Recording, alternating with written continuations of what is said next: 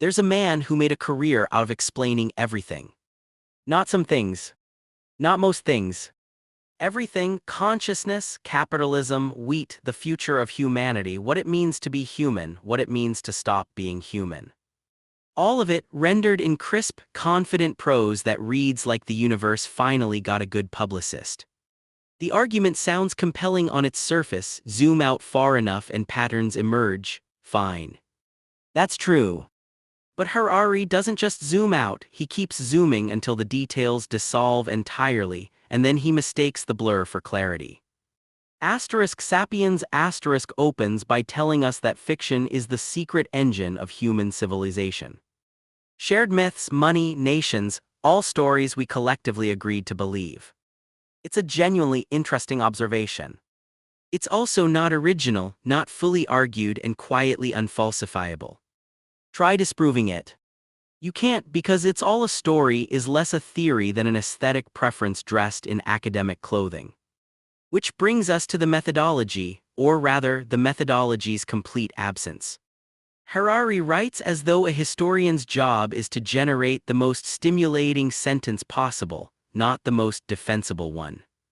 He'll cite a finding from evolutionary psychology, pivot to a medieval peasant, leap to a Silicon Valley prediction, and present the whole sequence as though it constitutes an argument. It doesn't. It constitutes a mood. Scholars in nearly every field he touches, economics, biology, neuroscience, have pointed out that he misrepresents their research, sometimes dramatically.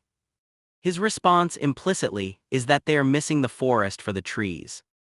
The more likely explanation is that he's describing a forest that doesn't exist. But here's where the project becomes something more troubling than mere sloppiness.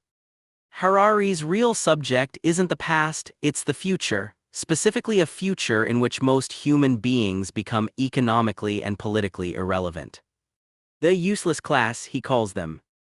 People whose labor algorithms can perform, whose desires corporations can manipulate before those people even register having them. He presents this not with alarm but with a kind of detached, almost aesthetic curiosity, as though civilizational dispossession is a fascinating intellectual puzzle rather than a catastrophe already underway for real people. The emotional register is always the same. The wise man surveying the wreckage from a great height, too enlightened to be disturbed by it. That's not analysis. That's a posture. And it's the most seductive kind, the posture of someone who has thought so much that caring would be redundant.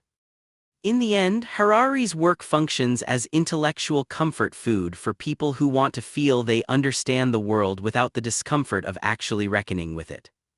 Big claims, no friction, a vague sense of doom you can close the book and walk away from.